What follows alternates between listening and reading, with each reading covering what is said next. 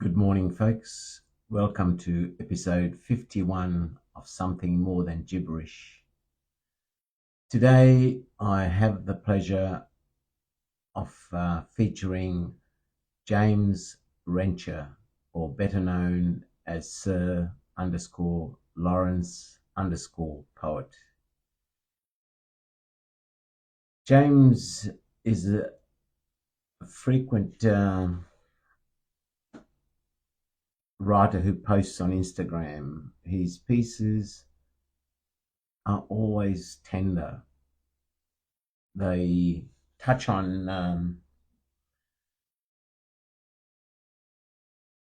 the intricacies of life and the soul's journey. His poems on love are deep,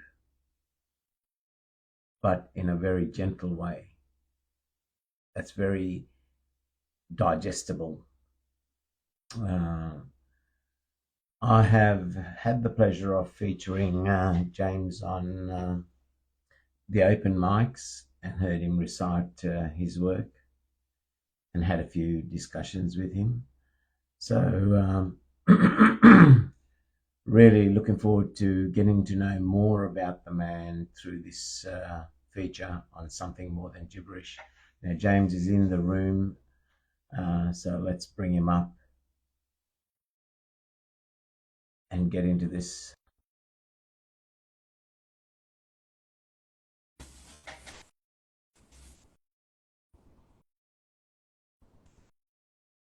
Good morning, Adays. Good morning, sir. Yes. Greetings to you. Finally, the day has come where we get to find out more about you, the man behind the pen. Dig. I'm excited. I'm excited to be here, and thanks for the invitation. No doubt. It's a pleasure. It's a pleasure. So, firstly, let me clarify something. So, your name is James Rencher Jr., but you go by Sir Lawrence Poet. What's the Correct. connection there? Well, actually, when I initially started on I guess would be the open mic scene. Uh, I was the only one that didn't have a name, and everybody kept saying, you need a moniker, man. You got to get your moniker. So Lawrence is my middle name. Right, And so, right. So I just decided that, since my work is a little bit different, I decided to knight myself. So that's when I dropped the sir on it. right, right. Yeah. That makes sense. I was wondering where the connection was. So, what do you prefer to be referred to as, James or Lawrence or Sir Lawrence Poet or?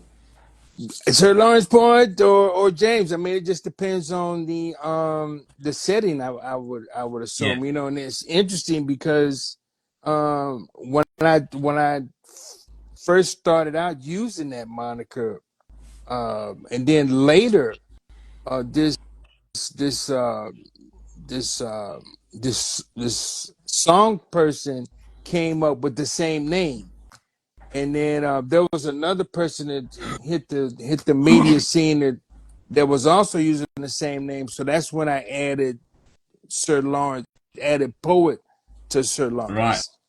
right. Yeah. Okay. Hmm.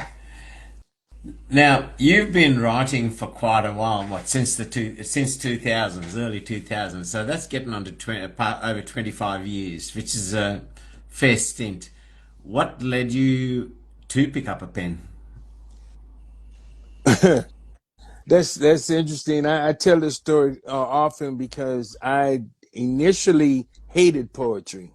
Okay, and it was funny because I was getting Shakespeare shoved down my throat, and I just couldn't get with it at all. You know what I mean? And back in the day when we used the phrase your rap, you had to have a good rap to talk to the opposite sex, and so my rap, what would enhance my rap was I would pick certain lines out of some poems that I came across or whatnot. and so I used that as part of my little repertoire. And one night I was throwing some lines at this lady, and she asked me. She said, "Well, you know what?" She said, "It's about the third time you tried to recite some poetry to me. When you gonna write some poetry?" And so that's how that started, because it was interesting because a cobweb door opened that Yeah. night, you Yeah. know. And the next thing I know, I got a pen in my hand and I'm writing, and that's how since then. I can relate to that so much because my early education was under the British empirical system. So, yeah, we used to have poetry and music jammed down my throat. And Mm, I was always the physical kid in on the sports fields and all that. Poetry was not for me. Not for passe. me at all. Yeah. And then finally, when I was traveling around, I was about 27, when suddenly I picked up a paper and literally expressed my thoughts onto that paper. Mm, And mm, actually, mm. my first book, that's the very first poem that I ever wrote. The first poem, Oh, okay. first book All was the right. first poem I ever wrote, and I was 27. Until then, never even bothered reading poetry. Had Oh, no okay. the world for it. Well, there you go. It's funny how life does that full circle, right? You know? Yeah, and it's like the what is it? Uh, when the student is ready, Yes, that old adage. You yes. know what I mean? The Yeah, timing has to be perfect, right? And when the that time has to is be right, it perfect. happens. It'll it'll happen. Yeah. And that's one other thing. If I bring up, and I've this is another one that I've mentioned before, how there's a guy who I think it was in the early 70s. And this is another thing that enhanced me writing while I'm bringing it up, is because he wrote this poem to his wife, and it was called "The Water of Your Bath."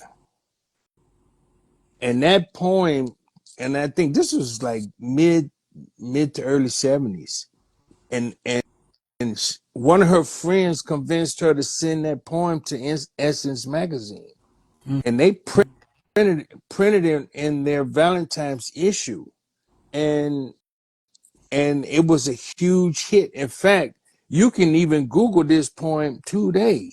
It's called "If I Were the Water of Your Bath," and they're saying that this has been the most copied poem, blah blah blah. You know what I mean? And then it's also had its own version of itself.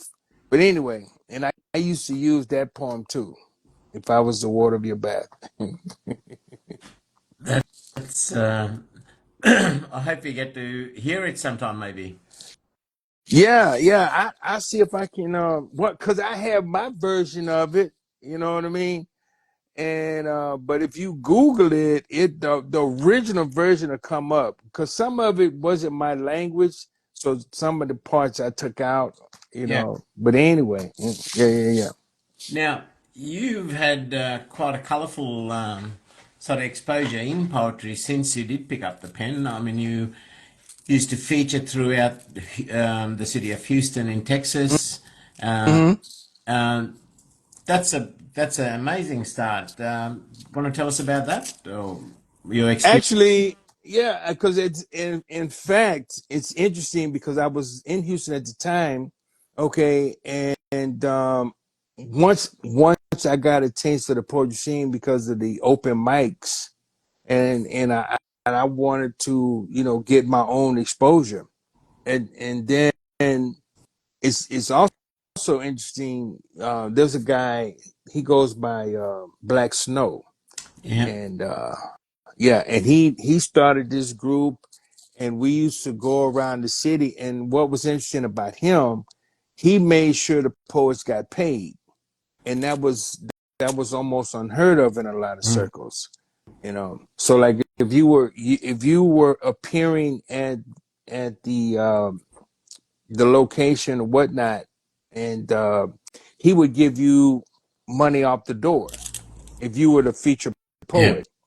And in fact, some nights we were able to set a bucket out front, and people would run up to the stage and throw money in the bucket. So you got what was on the door, the cut off the door plus whatever was in the bucket. Yeah, right. Yeah, Yeah. so that was cool. And then the other thing was, if you if you were, whether you were the feature or not, if you were a performing poet, then they didn't charge you to come in, which I still don't understand that today, because you're part of the entertainment, when you get there. So I mean, if you're not going to perform, that's one thing, but if you want to perform an artist, why should you pay admission to come in? Yeah, true. Yeah. That sadly is the case today a lot as well, like Mm. even at open mics, people pay to get in, or unless it's a free event. Mm-hmm. Mm-hmm. In my city, most of them are free entry, and because the hosts generally negotiate a deal with the venue, the venue is happy to provide no at no cost, with the aim of getting bar sales, food food and beverage sales. Mm-hmm. So it works well. Okay. That way we can have sort of free entry in most events. The ones Right. that do charge a token entry fee, that money does go towards whoever's featuring on the night, which is a pretty fair way of doing it, I think. Yeah. There it is. There it is. But so, do you still have the opportunity to attend live shows? Actually, I do, and I have, especially more frequently now. There's, in fact, I was at an event Tuesday night. There's a place not too far from me, and they're trying to make that a regular venue. They're doing, I think it's like every third Tuesday or something like that. And then there's another event they do every Wednesday night at the City Cigar, and this third Tuesday is a place called Frozen Smoke, and then like we're doing now, and then I every now and then I'll pick up a Zoom or something like that. But I've been trying to do more lives, um, just for a little bit more exposure, and plus Yep. I'm in the process of really trying to get this third book out, Yep. but I'm not pressuring myself for it, but I'm really working Yeah. on that.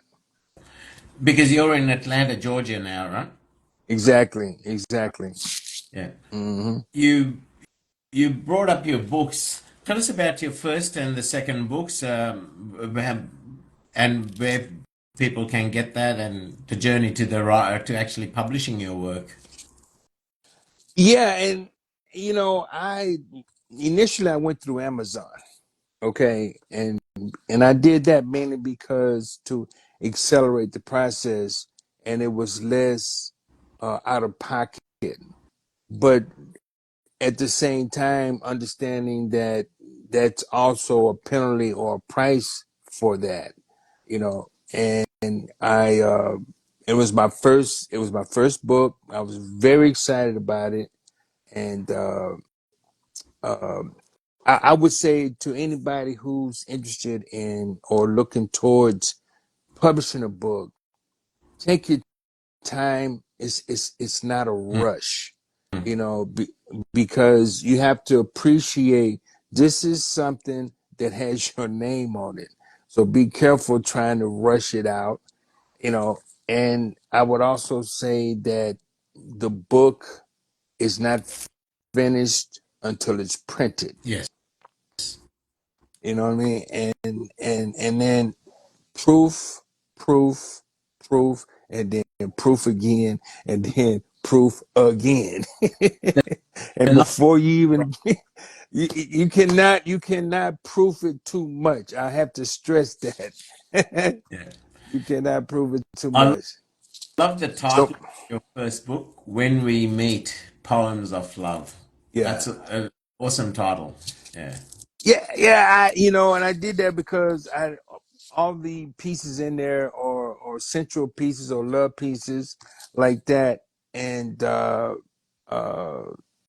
in fact, I even put the two tulips on the cover, and I did that because, like in the old days, with the albums, they always had the title cut on the album, and so in that respect, there's a poem inside the book that talks about the tulips. Like one of the lines is, "Here are tulips until I was meat," that kind of thing. So, and then the fact that they're purple and all this. Yeah. And Mm-hmm. your second book has one of the shortest titles, Sir. Yeah, yeah. And I was stressing the Sir Lawrence part without the Lawrence in that Yeah. instance. And yeah, exactly.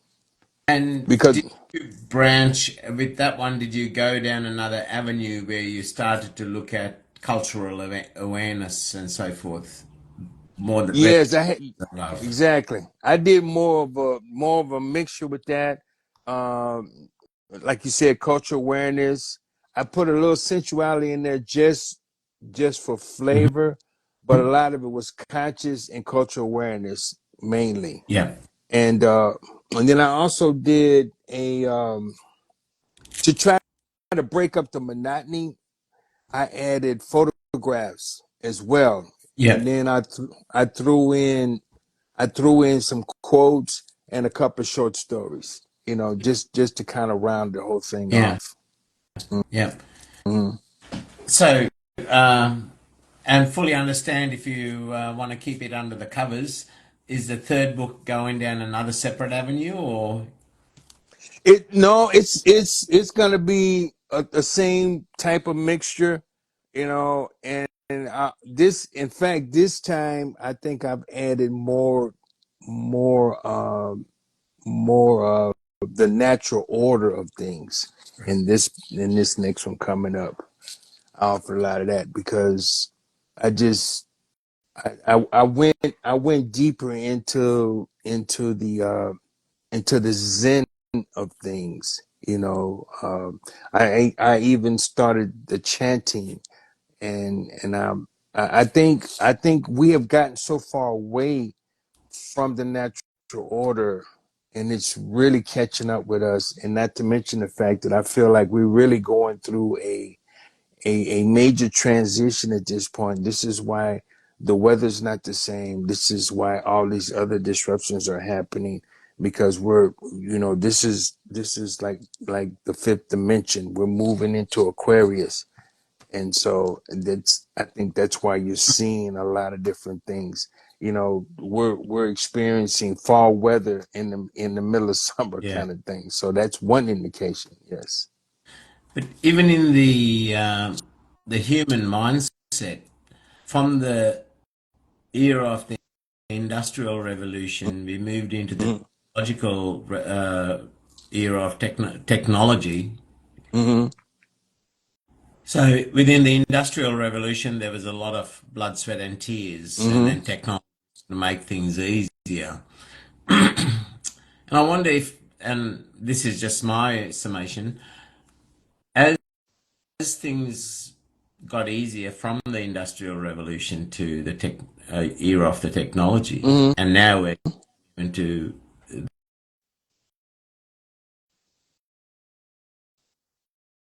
become lazy within ourselves as people, as humans, or are we looking for convenience? Uh, are we looking for the easy road, even in our Yeah.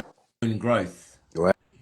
I, The whether it was the era of the industry or the technology or the artificial intelligence, that to me is the stage. That's just life. But the human journey doesn't change. no, no. I have like, for instance, here's one of the quotes I put in my second book. Convenience is the new illusion. Yes. And it's interesting. Like back in the day when we used to look at the movies where the advanced human or the advanced uh, uh, I don't know, somebody from another planet, whatever this is, they always seem to communicate telepathically and not necessarily verbal. You know what I mean? And so then you look around now at this stage, people don't even know what cursive writing is. People cannot structure a paragraph, let alone a sentence. And phones have just when you see two people sitting in a restaurant, for example, and they're both are holding their phones and they are communicating with each other through their phone while they're sitting there at the table. So I mean, what use is what use is verbiage at that point, So I just, and that's another reason why I think that we really need to keep this art alive. That, to me, that is my pet hate. And Mm-hmm. I'm a very direct person. And if I was sitting at a restaurant with somebody and they pulled out their phone, Mm-hmm. I am known to get up and just walk away and leave them sitting there. Hey, that's it. If you That's can't it. give me the courtesy of sharing our time together, Right. be it a business thing, be it a friendship, be it a emotional relationship, anything, I don't care. I'll just get up and walk away. Right. Right. I mean, because what are you gonna do with the phone, really? Yeah, What are you gonna do with it? And then there's even I forgot what they call it, like a bone spur in people's neck now, because the way it's the certain arc now, yeah, and it's causing that new growth yeah, back there. Can you imagine that? yeah.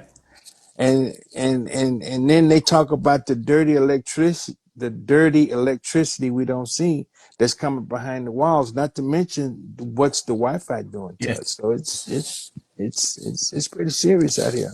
That's so true. You get on a train and you look at the carriage, you sit up one end of the carriage and you look down, everybody's like this on their phone. The Mm-hmm. whole journey. 45-minute journey, Mm-hmm. half an hour journey, Mm-hmm. all the way. Mm-hmm. Yeah. Exactly. Exactly. So, and then the blue light, what it's doing to us, Yeah. and I mentioned that in some of my pieces, trying to, and because I still think we're the messengers, and it's just a matter of being heard. Yep. Yep. Shall we get into some of your poetry? Oh, okay. All right. All right. Well, speaking of poem, Sonia, like I Renee just made a comment, like social distancing during the pandemic. That sort of encouraged more onto the devices, right? Or phones or. yeah, I still think that was by Yeah. design.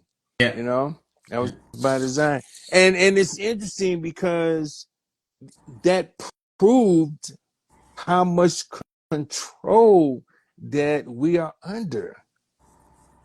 Yeah. That whole business. But anyway. Well, here's a short piece. This one I call this one the poem. Poem. To say it was a poem, you mean people offering emotional memories, waiting for letters, spaces to construct form with rhymes, calling on Smith's metaphor as the words play, holding the quill, watching ink stains dry. Sir Lawrence. Poem, emotional memories. What a perfect way to describe poetry. Yeah, yeah, yeah, yeah. Because I was getting ready. I sat down because you have to write, and this is something else I learned, especially for the people who are working on a book. Even if it's not coherent, Yeah. even if just write it anyway, because I have written out just a whole page of just words, really. Yeah. And then after I finished with it, I was able to pull a poem out of there. That's another thing with that. Yeah. Yeah. Mm-hmm. I mean, at the end of the day, poetry is it's a collection of emotional memories and perceptions, right? So yeah, Yeah, that's yeah. and I really enjoy a lot of these small micros that are very power packed in its message. I do enjoy the more extended sort of narratives. They Mm-hmm. read it takes the listener or the reader on the journey, that emotional journey of the author. Mm-hmm. But these short ones I love because you can readily keep them in your mind when something happens in Yeah. your life that bang you draw on that sense. So yeah. That's also true. That's also true. And see, another thing, I got into the earthing aspect, where you, because the rubber soles are keeping us away from the earth. So everything else needs to be grounded, including us. So you take off the rubber sole, put your feet on some grass, on some Yeah. dirt. You know what I mean? Get in contact, because then you even the car battery has a positive, negative, terminals. I mean, come on, Yeah. you know. Mhm. Drawing on that earth's energy and the energy from nature is, yeah, it's good to ground yourself.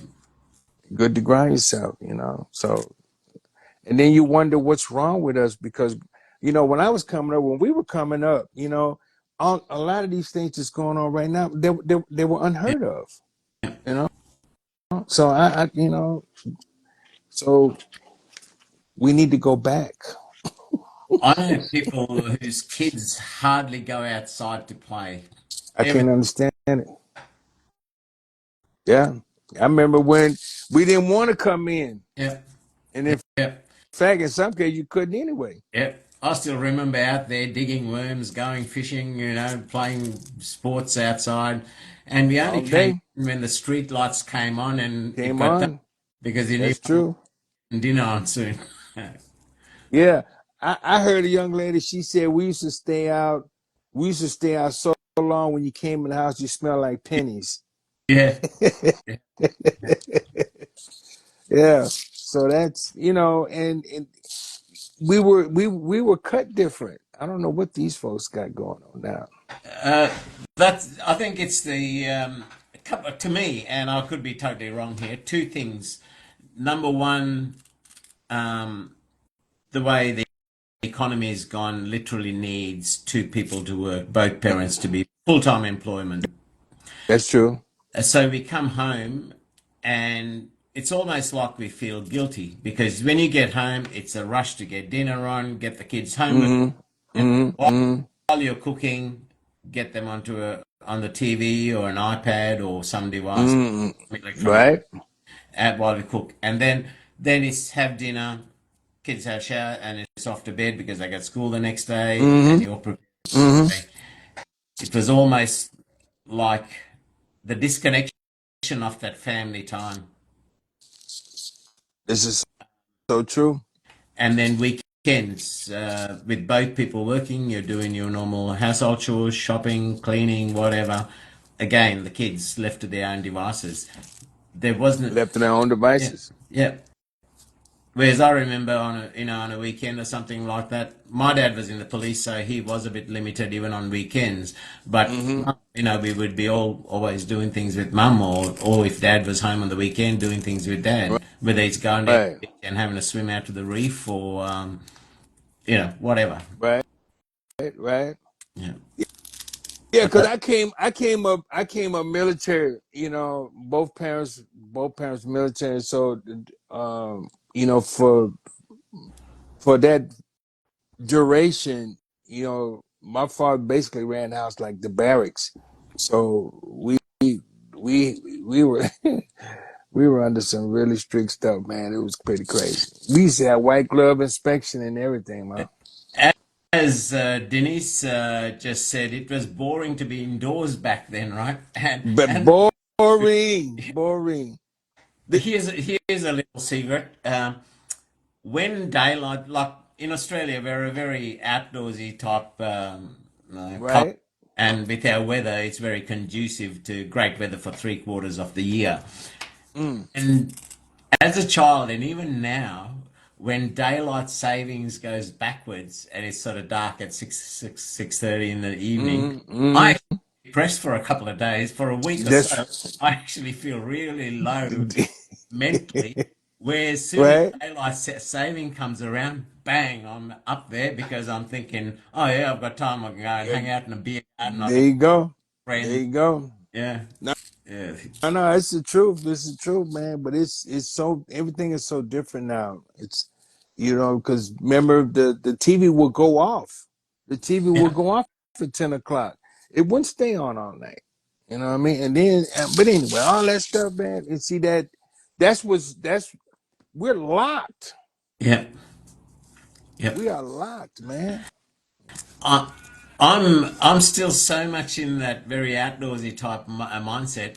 I've got a big ass TV that hangs on my wall, and Mm-hmm. that just collects dust. It never comes, hardly ever comes on. It just collects dust every week. I'm dusting it, but it's never been turned on. Mm-hmm. Uh, what a waste of real estate on my wall. You know what I mean? Yeah, no, I get it. Because for the longest, I didn't even own one for the longest. Now I have one, but I didn't even own one for the longest because I was trying to condition myself to stop being so attached to it. Yeah, yeah, Mm-hmm. yeah. Mm-hmm. No doubt, Let's no doubt. indulge the audience with a bit more of your poetry. Okay, this one is right along with what we were talking about. This one is called Immaterial. Skinning in the skin I'm in. Uncoupled from using unused portions of my brain. Reconnecting with Mother Earth. Feeling her like fingers between my toes. Letting the earthing begin. It's skin 30. And we won't hesitate to go completely against the natural order. How is it everything man has made has to be grounded to her? Then convince us, the ones this earth gave birth, to shun her because everything about her is an inconvenience. Sir Lawrence. Mm. Yes, quite profound. Um, yes, we are born, and our bodies are of the natural elements of the earth, and we're going to return back into it, right? That's Um, it. That's it. um, once we stop breathing, yeah, we're soon become no different to the fertilizer out there that fertilizes. That's also true. And it's interesting because we forget, or at least don't consider, like, for example, let's just say those robots in the Star Wars movie, for example. All right. And then they're moving around doing, but then they had this little guy up there at the controls. You know what I'm saying? So it's like that's what's going on with our bodies. We're not part of this body. We are on the inside of it, manipulating it. Yeah, And we don't necessarily grasp that aspect of it. yeah, yeah. I see it as a vehicle, you know, a vehicle to transport through the journey of life for Exactly. learning. Yeah. Exactly. Exactly. So this I don't know. I don't know anymore. Because it's like the further we go back, the further we go back into the ancient times, and who or what was really the advanced civilization. Yeah. You know what I mean? Because we're sitting up here now. Every time you look around, it's like, well, how did they have that technology? Well, you know, who told you you have technology like that? Mm. So you have to just really consider this stuff, man. The $1 million question is how did they build the Great Pyramids way back then with the tools they had, right? Yeah, yeah, exactly, To, exactly. to almost near perfect proportions of a pyramid way back then. Way back then, and how are you moving stones in tonnage Yeah, like that? yeah. You know, so yeah, no, and I'm not subscribing to the million slaves with pulling ropes and rolling on logs. I'm not subscribing to that because it doesn't fit. It's With too much today's precision going on. technology, they say it'll be still be a quite a feat to build pyramids as big as those, as great as those, to the near perfect proportions of a pyramid. Yeah, yeah, they had a group of contractors and developers came in, and then they were tasked with duplicating just one, and they all agreed, even with the technology as it Yeah, is, they could not duplicate it at all. Period. yeah, Yeah. yeah. And that's not hmm looking at the intricacies of all the chambers and all within the pyramids, right? This is also true. Mm. You know, this is also true. So no, it was not a chisel. It was not a chisel cutting granite. Sorry, Yeah. it was not. The I meant to say too, this hour and three-quarter of the features, the intention of this show is where I just want to showcase um, and expose my featured guests to a wider audience globally. hmm So please feel free to take the discussions in any direction you like to show the people who the man behind the pen is. Like, what is James Rencher about? What what you want to showcase in terms of your work, the varied depth or the width of your writings, your beliefs. So please feel free. It is your hour and three-quarter to showcase who is James Rencher to to the world. I got that. I got that. And I I am almost tongue tied at that second. And But no, I get it. I get it because it's and I think, like, I look at, say, my work, for example. I to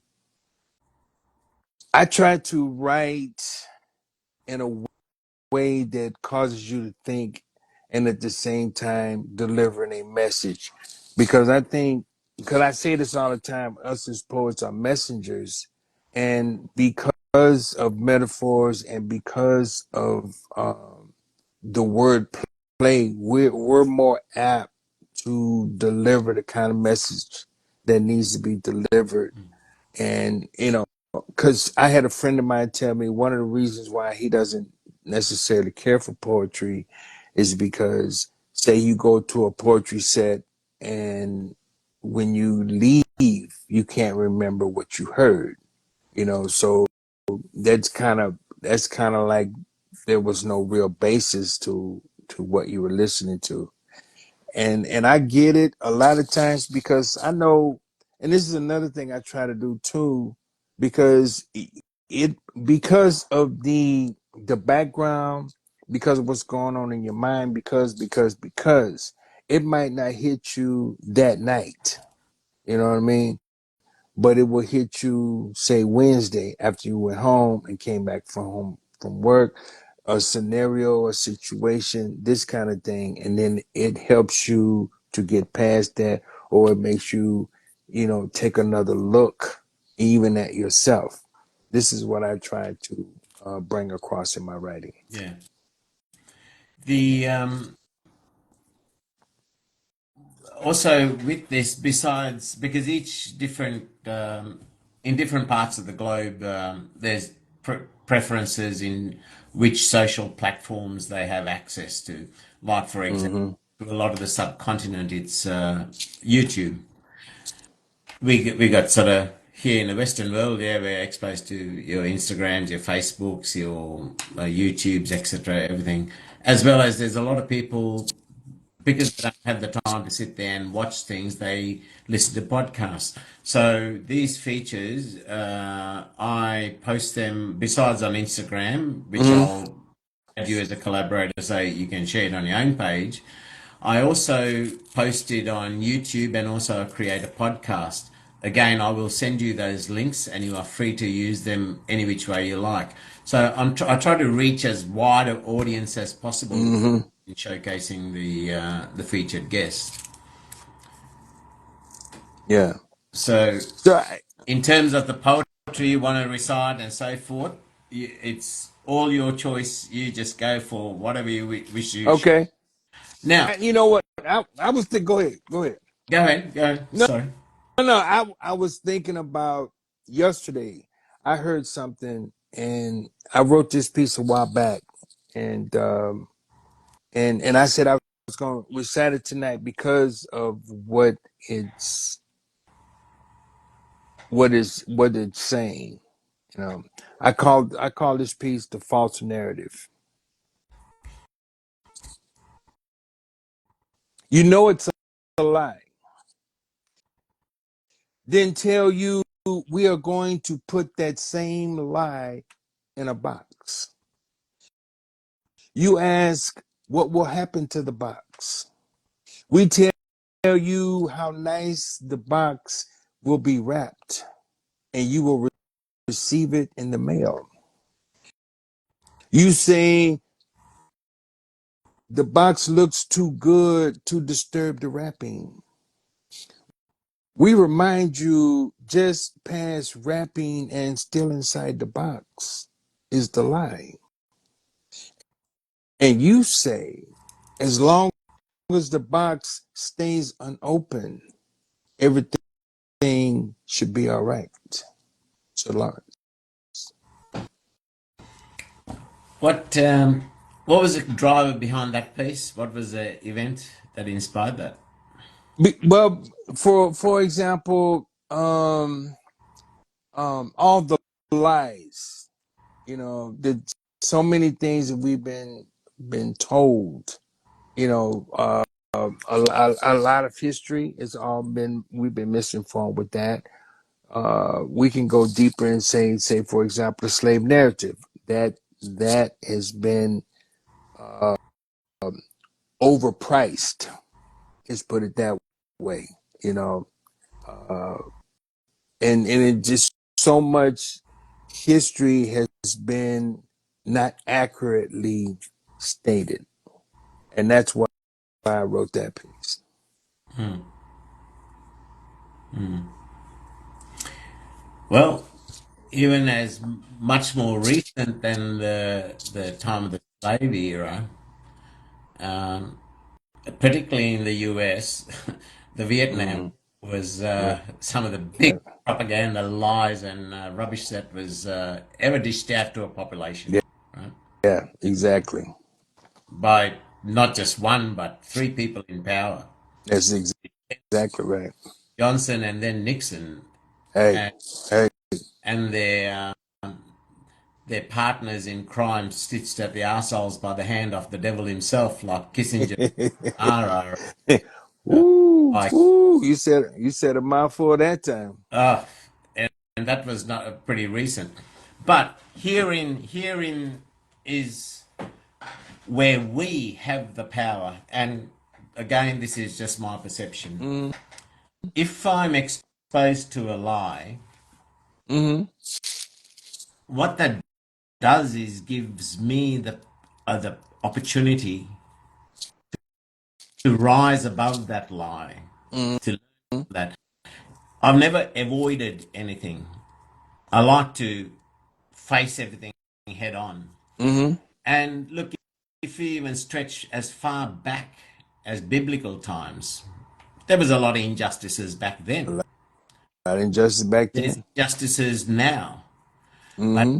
through all these wrongdoings, injustices, falsehoods, whatever it is, what it does to me is Mm. gives me an opportunity to grow, to study it, to learn from it, and say, okay, I don't agree with that, so that's not going to be a part of who I am. There you go. There you go. So yeah, I that's I think that, and see, I think that's what happens. You start holding on to a thing till you're totally convinced. yeah. You know, it's not a lie anymore. It's a fact. You You know what I know, mean? I Yeah. I grew up challenging even the beliefs of my parents and their generation. Mm-hmm. Mm-hmm. And, I challenge and I learn from my son's generation. mm-hmm. Mm-hmm. And And see, that's another thing about that. I mean, in a lot of situations, the parent started the line. You know, and for whatever reason, you know, well, they need to have that little narrative just to help them along, and then when you go back and say, for instance, look at nursery rhymes, for example, and what they were really talking about within the nursery rhyme. It's but anyway, it can get heavy. It can get heavy. yeah, Yes, sir. Yeah, it can get heavy. I think the we develop strength by, by living in the pigsty, but not Mm-hmm. letting it contain us, the individual. Say it. Say it. I can stay in a glass house and say I'm clean, but when I Mm-hmm. play in the pigsty and I still come out and say I'm clean, that Mm-hmm. the virtues of that develops my strength to say no, to be who I am, Yeah. Yeah. Yeah. if that makes sense. Yeah. No, no, perfect. I mean, just for an example, Ring Around the Roses, really, really, and and you never stopped long enough to hear what was being said right there.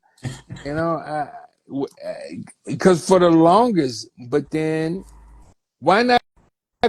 Why not ask questions? Yeah, Instead of just going with it. Why not ask? Where did that come from?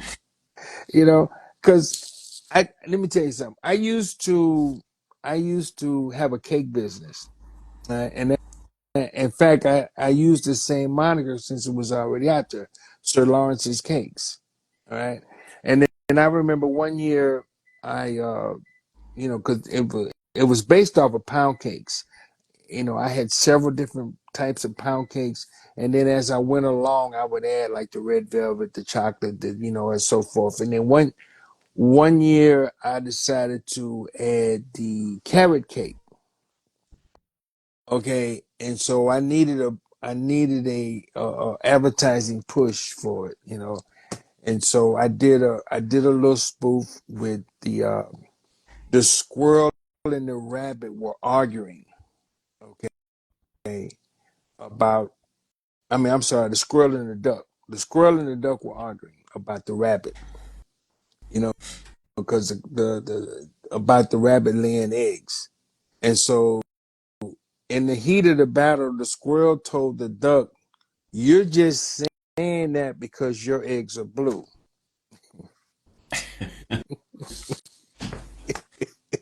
And, but anyway, I wound up getting a lot of sales, because of that. But anyway, but this another one of those things. Rabbits don't lay eggs, but we roll with that. yeah. We roll with it. So now I'm glad you mentioned the cake business because besides being a poet and everything else, you you're also in the arts of culinary skills as well. Tell us about that. Yeah, it was innate. It was innate. Even growing up, I was always dibbing and dabbing, and then I finally got into it on a professional level. And in fact, I remember when I first applied, they didn't want to hire me because I didn't have any experience and so forth. And then I remember this one chef told me that he was going to go ahead and give me a chance because I wrote down chief instead of chef. And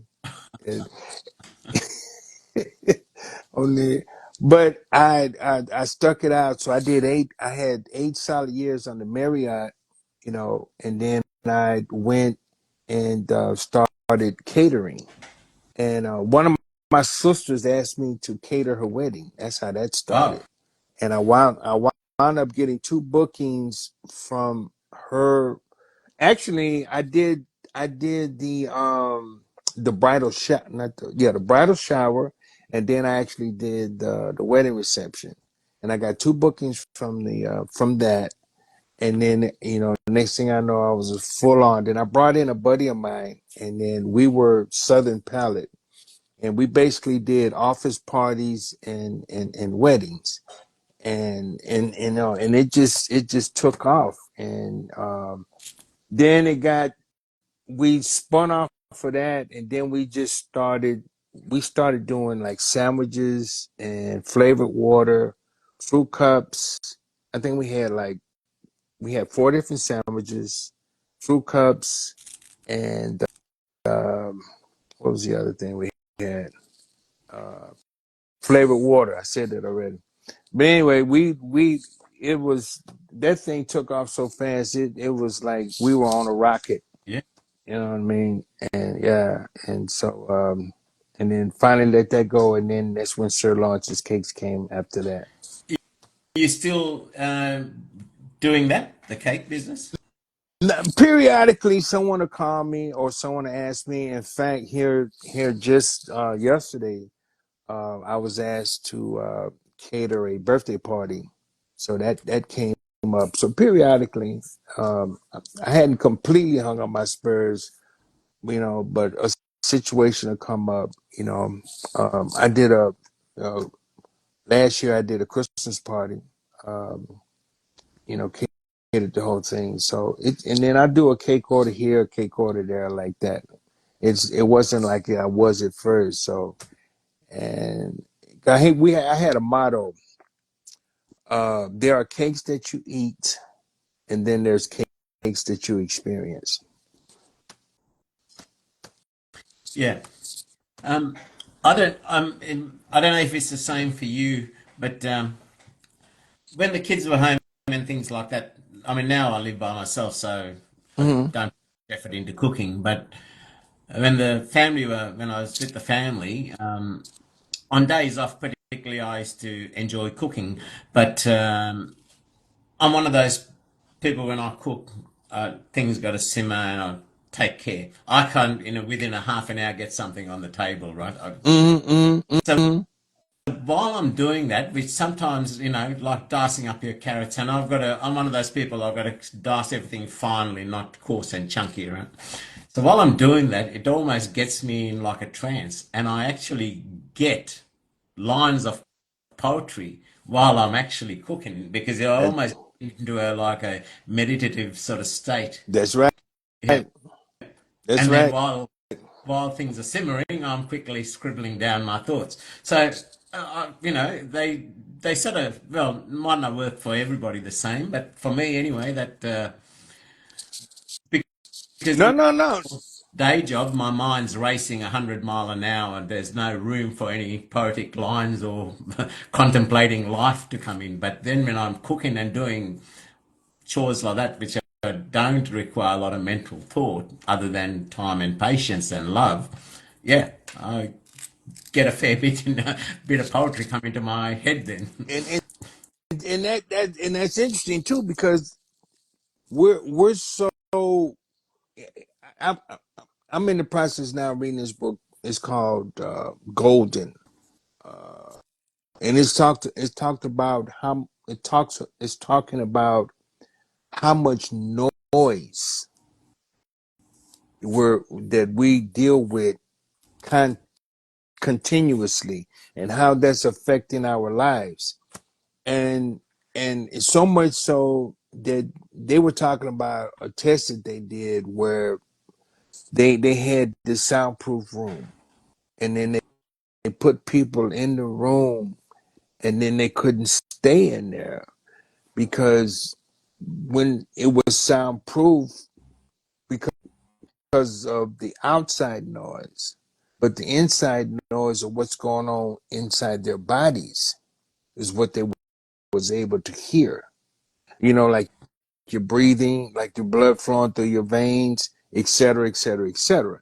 And it was loud enough that they couldn't take it. And so that was quite interesting, I Yeah, thought. yeah. The Yeah. Yeah, anything that you're doing almost by rote, for Mm-hmm. me, as LG just said, while driving, because you're focused on the road, but you're not fully focused because you've been doing that for a while. You're almost sensory perception when you're driving, Mm-hmm. Mm-hmm. Mm-hmm.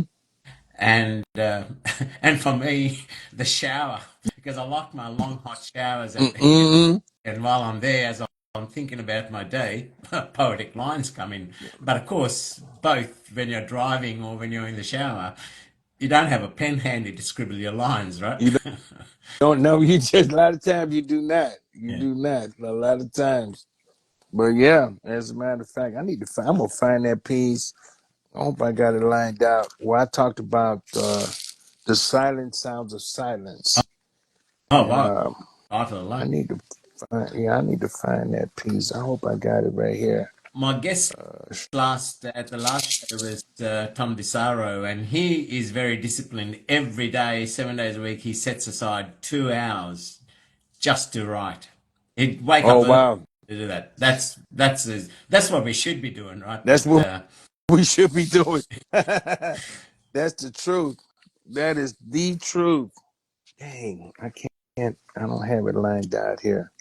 But and then there was another time since we're talking here and exposing everything. There was another time in my life where I went down on the backside, and I wrote a piece for the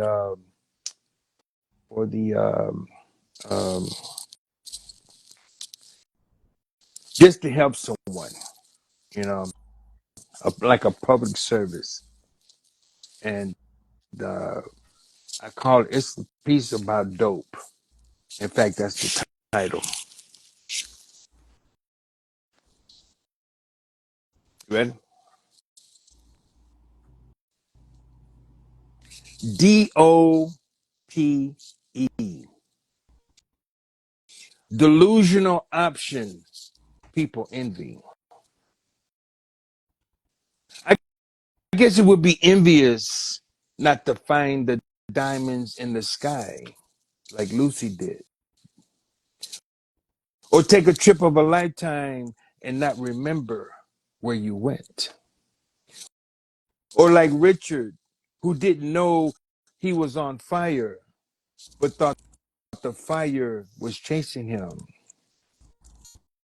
It's called a high because you can only reach its highest peak once.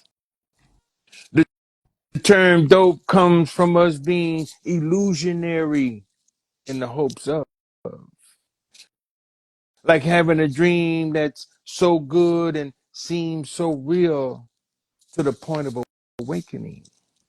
And no matter what you do, it will not come back.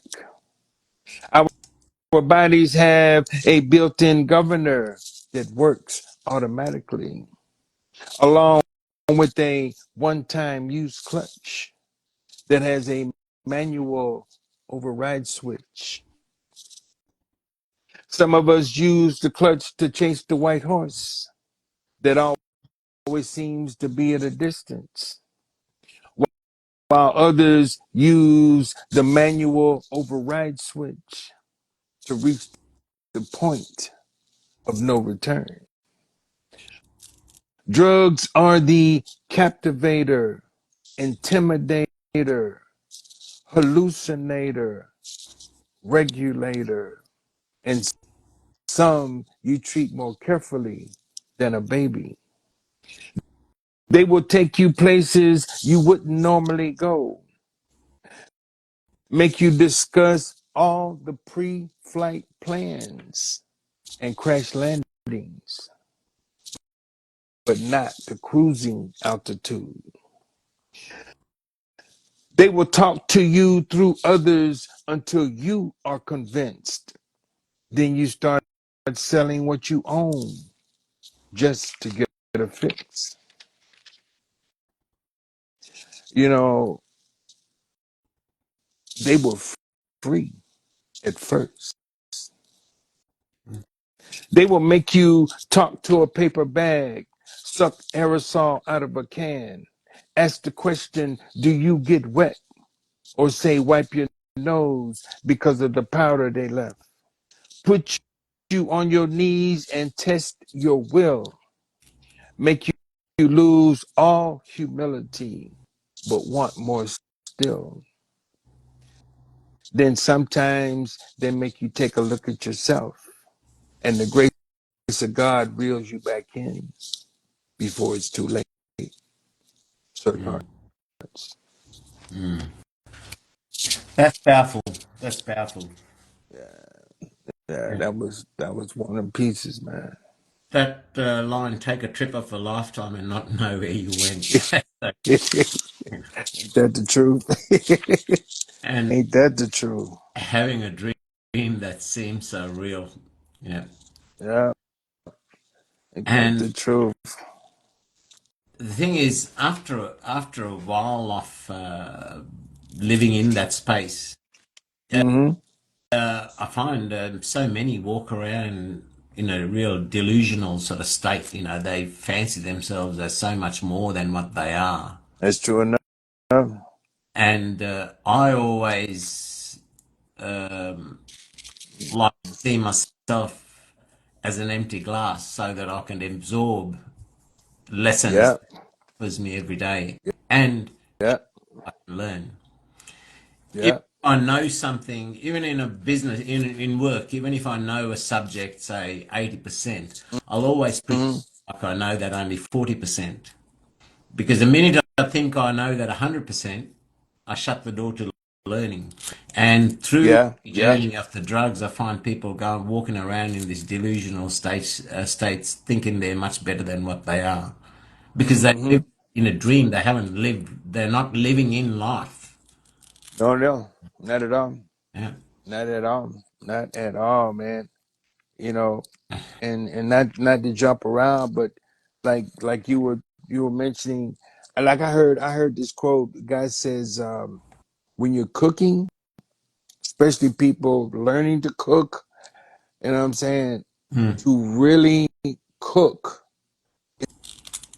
is to prepare without any meat mm, because you're using the meat as a crutch. mm, mm, Because if you really want to understand cooking, especially when you're dealing with herbs and seasonings and such, without the meat, you really put the task on understanding how they all cooperate with each other. yeah. The another part of a line that really to me says a lot. Go ask a baby. You know, Tell me, tell it, tell it. I, I quite often reflect to what my life was like as a child, or how I saw life as a child. Forgetting Mm-hmm. everything that I've accomplished as an adult, stripping all that. To me, at the end of the day, whether I had a success in the corporate ladder or achievements, to me that's all bullshit that I leave behind, right? But See, the innocence see, see. of looking at life through that child's eyes, I think that's something that, well, I find benefit in constantly reminding myself, you know, Yeah, when all that materialistic success, corporate success, all that didn't mean anything. that innocence. And I find the minute I let go of all those drivers, but that wakes us up each day and work tireless hours to achieve. The minute I let that go, I find I get much more enjoyment in life. That's true enough. That's true enough. Cause the baby still has the veil. Mm, You know what I mean? mm, Yeah. mm. And we once the curtain comes up, you know, we're latched on to all of the brainwashing, Yeah, all of it, yeah, all of it, and then we're everything's misconstrued because you're taking everything based off of what you've seen, and then you want to prejudge, pre-analyze exactly like that, you yeah, know, yeah. and it just throws everything off, everything. James, Cindy. I'm a bit selfish in some ways. Like I do this show to feature the person that I'm featuring on the night to expose them globally. But I've got to say, I get so much out of these discussions. I really love these interactions. Like last show was with Tom and John Michael. Mm-hmm. And I'm really enjoying this conversation, man. I could sit for hours having a beer with you and having these discussions. They're really profound. I really enjoy that. So it's Mm-hmm. off me. So, but don't let me stop you from showcasing your work. And I don't know if you can check the comments, but you as a person and your work is obviously touching many hearts on this platform because the people that have been visiting this show today, I've got Todd there, mid-age poetry. I've got LG, we've got Luzzy, we got Jolene, Imagination Born in the Dark, Days and Sonia have been here from the start. It's Mm. so your work is touching people, brother, and who you are as a person is also has an impact on people within this community, and hopefully through the different channels when we share this, even touch more people who aren't exposed to you or your work. I'm absolutely loving this chat. I really am. I'm totally enjoying it. I really am. I really am. And you know, and I really like the title, something more than gibberish. I really like that.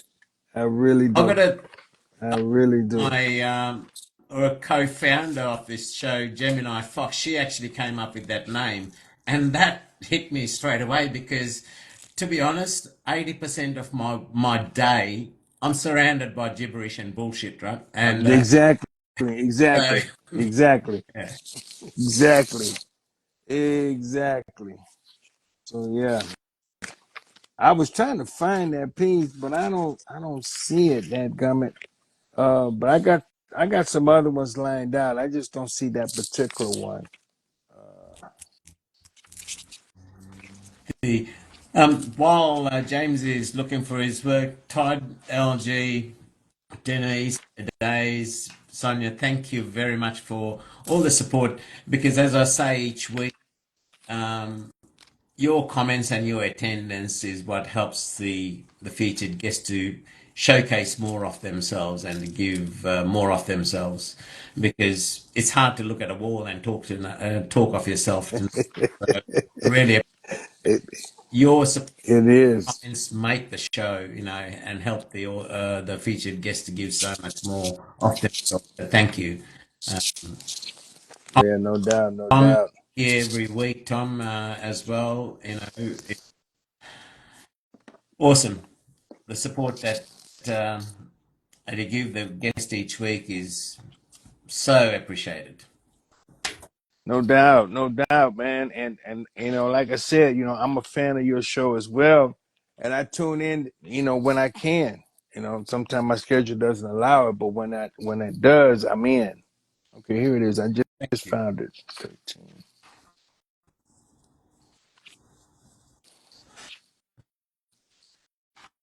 Okay. It's the silent sounds of silence can be felt more than heard. The silence. When the conductor taps his baton just before the orchestra starts to play. The sound on the strings of the harp before the hands pull the melody. Its energy vibrating like the strum of string on Cupid's bow as the arrow moves swiftly, silently to everyone but us, traveling too fast to move out of the way. We felt it like thunder caught up with lightning. We heard the sounds of snow falling and grass growing. Our eyes meet. The energy increased.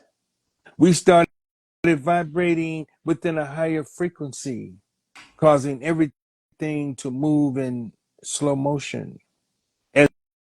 As our third eye opened, we saw all of each other at once. Then passing through the outer shells, our souls interconnecting in ways that only silence could hear. Not sounds from memory, but that euphoric zone as the vibration continues only between us. So Lawrence. Silence, the most undervalued commodity, right? And that was Undervalued, no doubt. our opening discussion where the era of technology, that silence got diminished more and more, right? That's it. That's it. That's it. You know, and that ties into the cell phone. That ties into,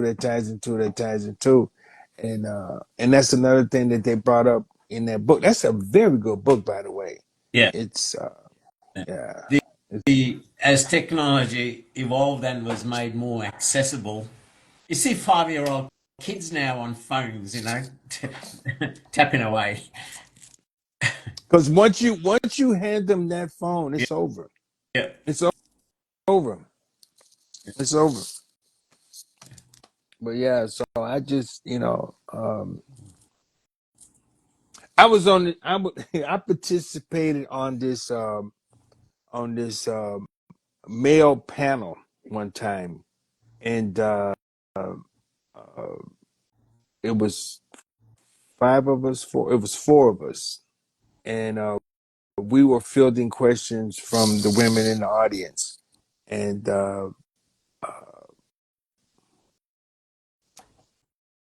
which brings about this piece right here that I'm going to do because it talks about what I was trying to explain to one of the ladies, and she couldn't grasp it, and I didn't understand why she couldn't grasp it. But here we go. Like a shadow, except I felt your tap. Before we speak, to be more expressive, we need vowels and consonants, creating a melody of language, pulsating the pitch. Love, two vowels in between two consonants. One union. Together, we both have an end. Like a shadow totally accepting who it is attached to. Why wasn't part of the original group? Because it's not about you. Pronounce the letters YOU. Answer the question. Now you know the truth. Sir Lawrence. Unpack that one for me. So, how did that conversation stem? Unpack that one. Well, like for instance, it's a combination of things because the joint effort, and that's the separation between vowels and consonants, and that's why I drew the parallel. And then if you look at the word love, you have both. as a set. And so with the set, you have the word one. There's only one N in one, but union has two N's. So when you come together, we both have an N. And and then when you the letter Y, which is really questioning why. Okay. And then if you go back to the the vowels A, E, I, O, U, and sometimes Y. So Y wasn't part of the original group. Okay? So then you come back with you, because it's not about you, but if you pronounce the letters, it becomes a question. Y-O-U. And then if you answer it, then you know the truth. In depth. Yeah. Are you still part of this panel or? I I was part of that panel that night. In fact, it was interesting because this poetry set at the end of the show, then they offer up this panel, and I that was the first time I had participated. And so I mean I didn't read the whole piece, but I took some lines from that and explained it. And so anyway, it was kind of whack. Now, we talked about your third book, upcoming book. Is there a timeline on that, or is it when it feels right, it will come out? Well, I the tentative timeline is this year. That's the tentative timeline, and I've already got the title. I've already got the look of the book. I'm just now wanting to finish up some more pieces to go in it, and I'm really liking what I did with the last book with the photographs, because I used those to um, tell tell the story of the piece even before you read the piece, kind of thing. Yeah, you know. So, and I really did like that, so I'm gonna apply that as well, or reapply it rather. Yeah. Take it away. The stage is yours. All right, let's try for the audience. Let's try this Zen piece. Let's try that. And and that's the other thing I'm working on, and I'm recommending it as well. Um, you know, find a space and and tune all this other stuff out. Find out what's going on. Well, Stevie Wonder said that. Uh, take a look in your mind. You might be surprised what you find. Because I hear people say stuff like they'll say, "Well, the TV needs to be on for company, or do you have some kind of sound in the house?" But you should be able to entertain yourself through your own mind. Why do you need outside development? I wrote that in another one of my pieces. You have to pay someone else to entertain your mate. Mm. You know. So anyway, yeah. So in fact, yeah. So I do the Zen piece. I do that one. It's called Zen. Sounds of the flute stir the room. Frankincense and myrrh dancing off the charcoal, giving a visual to the relaxed calmness, emitting layers of sort of blue, revealed by the rays of the morning sun. The quiet could still be heard, going unabated over the noiseless protests of the electronics, only yielding to the speakers and the coffee pot as it ticks, like a percussionist on cue. The space taken to another place, shifting seemingly like water as the leaves on the plant's slight movement tickles the air. Over in the corner of the room, witnessing my body writing this as I too became like water flowing through the room. Sir Lawrence. That goes so hand in hand with the piece that he did just before on silence or the sounds of Oh silence. yeah, Uh, yeah. I actually, from the time I wake up, I usually got a very busy day and I don't go to bed early, so my days are long. But what I do Mm-hmm. take, as I wake up, I take, before I even get out of bed, take 10, 15 minutes to just lay there and meditate. And before I go to bed, I do exactly the same thing. That half an hour or 45 minutes that I take is very important to me. That silence and that meditative sort of space that I need that every day to ground me. Otherwise, my day is just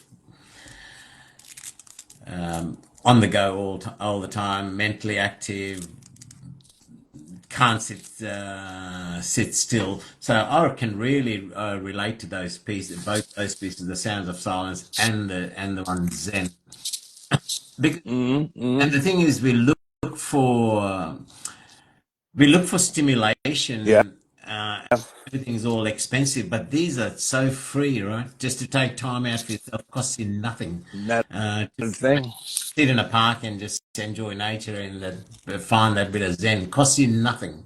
Nothing. It's accessible to Nothing. everybody. It doesn't matter what stage you're in life or where you're at in life or your financial situation. It doesn't matter. It's accessible to anybody and everybody. Anybody. Anybody. Anybody. I got up one morning and a cup of coffee. I walked out on the deck and I'm looking out and uh, I was watching. You know, you see a clusters of trees, okay, and then you see these puffs of mist coming out of the clusters. You know what I mean? And so is that oxygen being emitted, from the trees or what? You know what I'm saying? So while I'm sitting there sipping on the coffee and watching this, and then I came up with this piece right here. Todd hit the nail right on the head there. It's free and it's high reward. And You know. it's and high reward. Yeah. Yes, go Todd. Yeah. So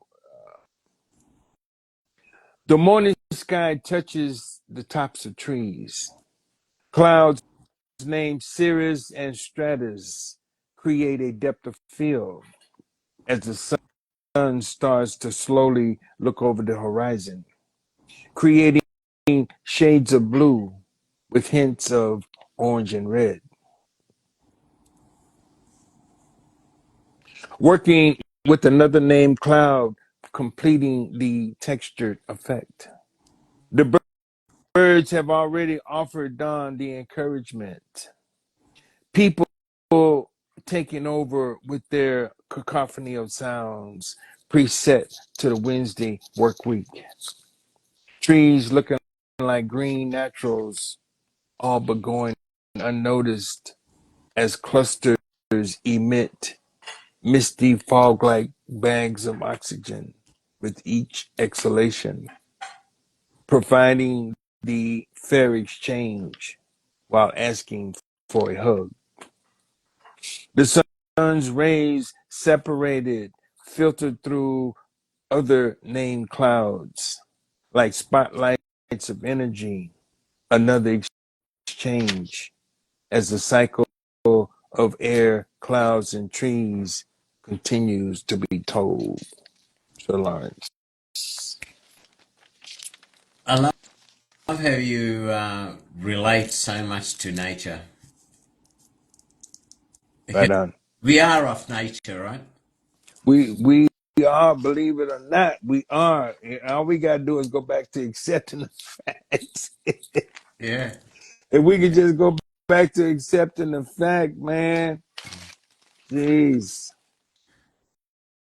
And it's so funny because I started let me just say this part. I was gonna go visit the pyramids over in Egypt. Okay. And then once I decided to do that, because I got a friend of mine, she does tours. And so and then I said, okay, let me do a little research so I know what I'm looking at. Right. And then once I started doing research, then I found out that you have to be careful with the guide because they might not be telling you what's really going on, or they might not tell you certain things that is going on, you know. And so while I'm doing that, and then just like anything else, once you start pulling layers back, that's when you start finding out stuff that you hadn't even considered, haven't even accepted, Mm, and really didn't even know. And so that's what happened. mm, And mm, so I wound up not going, but I continued pulling back layers. mm, mm. Yeah. So that's how that started. We Yeah. um, we had a discussion on the era of technology and artificial intelligence before, and a lot of your pieces touch on nature. Isn't it funny if Mm-hmm. you look at the actual human being, the Yeah. state of we're gifted with bodies and capabilities that are self-healing, that are sensory inputs. The minute I touch them, my brain knows. Right? It's amazing. We're more powerful than any machine, any that we've designed or built. Right? In any, any. The self-healing capabilities, that instinct, that sixth sense that we have, and that's all of nature, right? And we fail to see the power within of the power of the gift that we're given in life. The power of the gift. We packing this body around and don't know a darn thing about it. We give credence to some item in technology, or we are amazed by that, and yet we take for granted all that we are, and we're not amazed by that whole human condition. Not even amazed. Not even amazed at the fact that how much takes place without you even thinking about it within your own body. Yeah, You know, the mere fact that you can sit in a car, okay, steer it, drive it, hold your phone, eat a sandwich, and then turn the left turn signal on and turn left all at the same time yeah, without, you know what I'm saying? That's just on a small scale. yeah. Yeah. Conscious and subconscious, the Yeah, map is talking to us, right? Yeah, exactly. Exactly. So I mean, and then, how you can you can be in a room, and everybody knows this, whether we accept it or not. We can be in a room, all right, and your back is turned. yeah, Somebody can walk in the room, and it's almost like they reached over there and tapped you on your yeah, shoulder. You know? And why your hair stand up?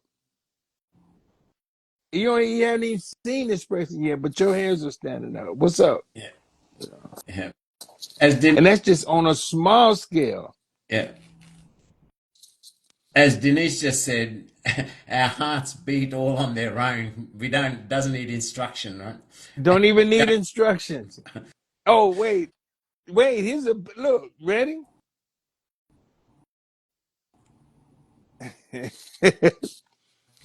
We supposedly going in outer space. And I say it like that for this reason right here. There's no gravity up there, so they say. So that means there's no what I'm getting at. There's no force doesn't work.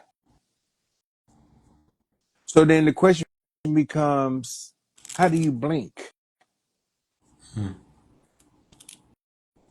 Let's just go there. How do you blink? Yep, yep. I mean, I got a whole list over here, but let's just stop at that one. Yep. You know, And so and instinctively, as a bit of dirt or something's flying towards their eyes instinctively touch. We don't haven't even seen the damn thing that, coming towards us. So, that's another one. That's another one. That's yeah, exactly right. yeah. So come on, come on, come on. Now, Sir Lawrence, we've got just around about 15 or so minutes to go. The reason I trim it at hour and 45 is so as I can get the full archive file download without any interruptions for the YouTube and the podcast and so forth. Uh huh. Uh So huh. I'm going to leave it to you to showcase any of your parting pieces that you like to showcase to the audience. Okay. Well, since we on this one particular subject, I'm gonna go. I'm gonna do this one, and then I might be able to squeeze another one Oh in. yeah, How's yeah. that? You should be able to get a couple in, yeah, two or three, yeah, Okay. definitely.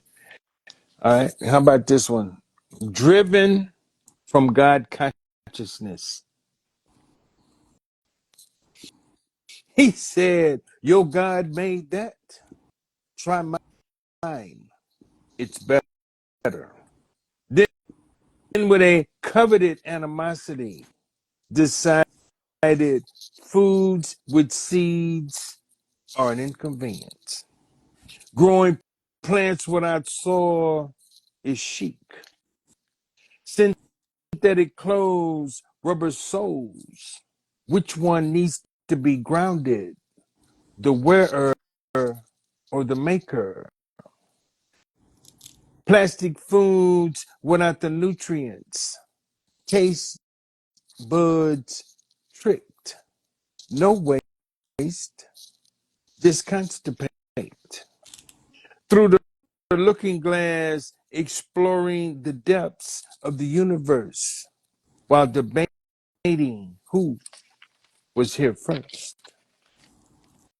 Instead of understanding atom, the molecules of the atom, we would rather place orders for extraterrestrials, extra blue light, and plenty of extras on enhancements.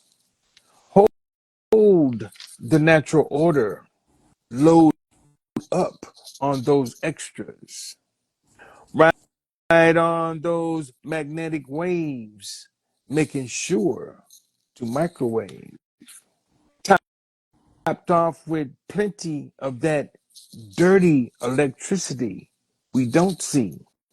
You know, the waste product from this new technology,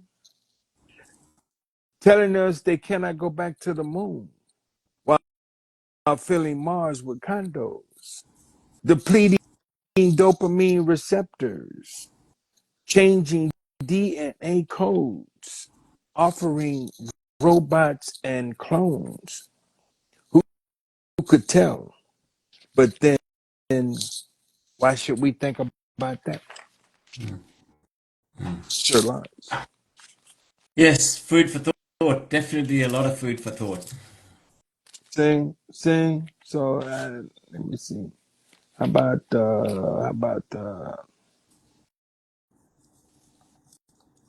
While you're debating that, I'm going to just thank everybody again for all your support and your comments. As I said before, and I'll say each week, your support and your comments and all really help the show to be what it is, and help the featured guests to give so much more of themselves. Um, so thank you, and it's been a phenomenal room today that you've come in and supported. And the other thing I like is when I used to feature whole open mics and so forth, you get people come in, they've got their names in three or four queues and they read mm, and they're gone. They're not. But this audience comes in here just to support whoever's featured. That shows to me it really speaks of your authenticity as an individual on this platform. It really does. To come right and give on. ours to supporting a fellow poet, a fellow author, um, and some of you are here every week, all the Mm-hmm, mm-hmm, mm-hmm. phenomenal. It really is.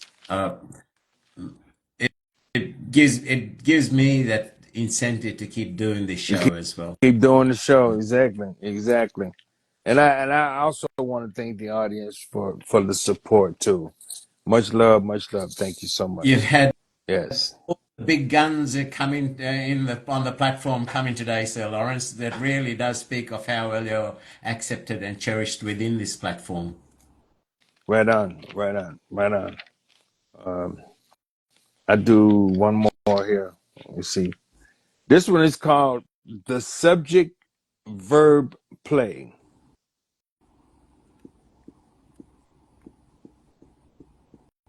Here we are once again. A, a toast to occupying the place, providing the space where answers to having senses calculated 5 times that we are anatomically correct. The very sight of you started this process.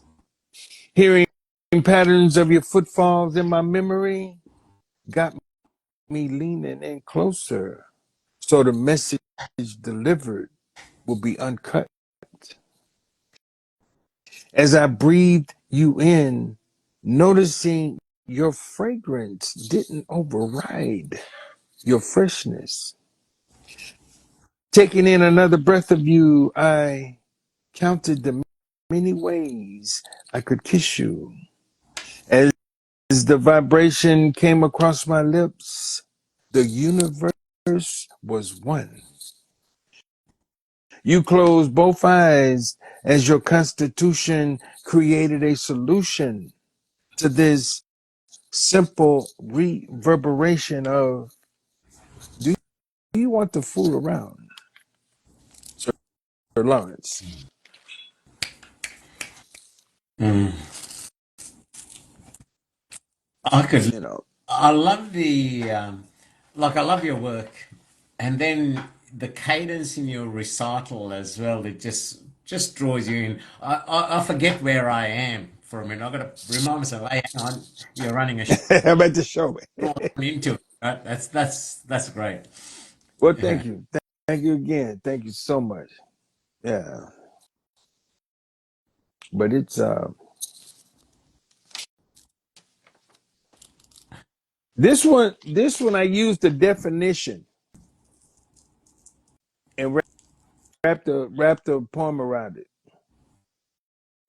It's short. We touch with the art of our love. Art defined is the use of skill and imagination in the production of things of beauty. Skill is like mastering this thing that is so natural that it comes naturally to us. Imagination is infinite. When two people come together, we have double the imagination, which makes it infinitely artistic with pure artistry when we touch. Being true artists, we must have our minds open enough, allowing all these to work freely so that our mind's eye spinning off of our imagination fuses together so that we can see the feeling of the touch even before the touching begins. So, Imagination is infinite. That is so true. It is. It's it really is dictates our boundaries, right? Your vivid imagination. right. Yeah, They, that's there it is. uh, that's an amazing piece, Sir Lawrence. Now, while before we do run out, do tell everybody where they can access your first two books. The first one being "When We Meet," Mm. poems of, and the second one, Sir, where they can get them, whether it's directly through you, through Amazon or Barnes and Noble, wherever. Um, That's true. That's true. It's um you can first you can go directly to Amazon. You type in my name, James Rencher Jr. James L Rencher Jr. and it'll pop up. You can just type in the title. When we meet, points of love, or sir, they will call me not knowing my name. Just type in my name on, and they will come up. Uh, you can follow me on Instagram, sir underscore Lawrence underscore poet, and on Facebook, James, uh, Rencher James on Facebook, because I got hacked one time, so I had to change it. So Rencher James on Facebook, sir underscore Lawrence underscore poet on Instagram. And then on those pages, I have a direct link to Amazon as well. And you can, message me, and we can um, I can get the book to you that way. Yeah. Mm-hmm. So, James, also, as I say to all my guests, this is only the first time. It's not the last time. So, particularly when you get your third book out as well, happy to have you on again, showcase the new book and so forth as well. So, as you know, I usually book people up a couple of months ahead. So, Mm-hmm. as you know, your book's coming close to reach out I to see. schedule in a date, and we can do this again because I have immensely enjoyed our conversations. They are they have contained substance, very in depth, and really touches on the realities in life that we often overlook as get infatuated by technology and everything that's happening in life. Mm-hmm. And even the technology, right? Sometimes we can even get caught up in all the negative and the trials and tribulations that's going on around the globe as well. At the end of the day, you know, even in biblical times, there was a Palestine, there Mm-hmm. was Ukraine, there was shit like that all the time, right? Right. And Right. it still is today. So we don't need to get caught up in it. Yes, help where you can, do what you can, certainly, but touch base with what's right in front of your eyes. Touch base with what you can change within your sphere. Right? True enough. Yeah, True and enough. you know, and to give, we must be complete within ourselves. And a lot of your poetry today touched on nature and what it can do for us and what it does do for us, and use that so that you are complete within yourselves. And the more complete you are, the more you can give to addressing the injustices or the nuances in life or in the societies we live in. This is true enough. This is true enough. And yeah, yeah. Remember, we we got to deal with ourselves. Yes, You know, yeah, deal find that space. Find that space, man. yeah, Everything changes. Everything changes. yeah, Try. In fact, even try some of the get off of the 340 hertz and move into the some of the other hertz. Even if something as simple as a tuning yeah, fork, like the 528s, the 430s, this kind of thing. Hey, it changes everything. yeah. Now, I think your work and our discussions have touched many. Imagination Born in the Dark said that they sent you a request to follow you as well. So it's great that we were able to showcase some of your quite a bit of your work, and I think sometimes the work is one thing, but I think in getting me personally getting to know the person, the mind behind the pen, the drivers, I think helps me to relate so much more and appreciate the author much more as well. Hmm. Hmm. When at the last show, when I've always respected Tom's work and I love his work, but Mhm. his discipline in 2 hours a day, just That's all that's of his hey, commitment and his discipline, right? That's I and it's take getting my hat those off. I things. take my hat Yeah, off to him, man. I'm serious because, like you said, that is a total commitment. yeah. But getting to know when you get to know the author a bit more intimately, Hmm. their work you can relate so much more, and the work means so much too because you can see how their mind's working as well, more digestible, more understandable. Yeah, exactly. Because some it's um uh, a lot of times the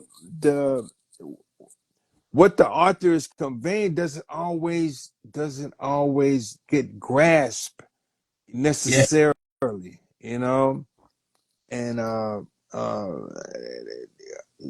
what is it, the complexities, of it all, you know um and that's why that that wordsmithing to me is the true to form, and I don't know if I've ever mentioned this on your show or not, but there's an artist, his name is Michael Franks, and his wordsmithing really helped me understand, you know, this really this getting into this poetry writing, mm, because I mean, if we're gonna be considered wordsmiths, we should apply the craft. yeah, yeah, Yeah. yeah.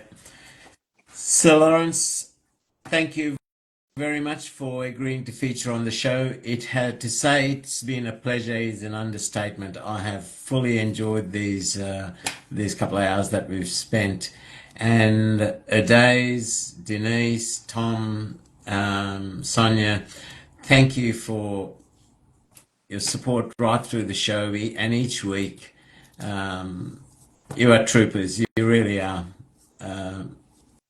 Such an honor to get to know you and connect with you guys on this platform. All the best with the new book, and do reach out, do touch base with me, James, and we will do this again. I will share with you the YouTube and the podcast links at the end of the show. Okay. Feel free to Okay. use it any which way you like for promoting your work, anything like that. Mm. Feel free to use them there. Right on. Right on. Right on. And And I thoroughly enjoyed being here. And again, yes, yeah, you have a great show, man. thank you. Thank you, sir. And Yeah. hopefully, God willing, if I'm down Atlanta way, I will get to taste your cakes one day. Absolute. Absolute. Yeah. Absolute. And I'll make a special effort on it too. So, Lawrence, yeah, honestly, I really enjoyed this and keep Yes, writing, sir. keep sharing your wisdom with us and with the world. You know, it's it's right there. I like the style of your writing too. You keep it simplistic, so it's digestible for everybody, even if Dig English that. second language, right? That's it's digestible, and I Right think on. that's what is we owe it. We don't shouldn't be writing. We should be writing for the globe, for the world, for all. There you go, for the Yeah. world. Exactly. So, Exactly. so Lawrence, thank Exactly. you. It's been a pleasure. Absolute pleasure in fact. We shall see you again. Thank Thank you. you. Stay You will. stay blessed. Until Okay. Until then, you too. All right.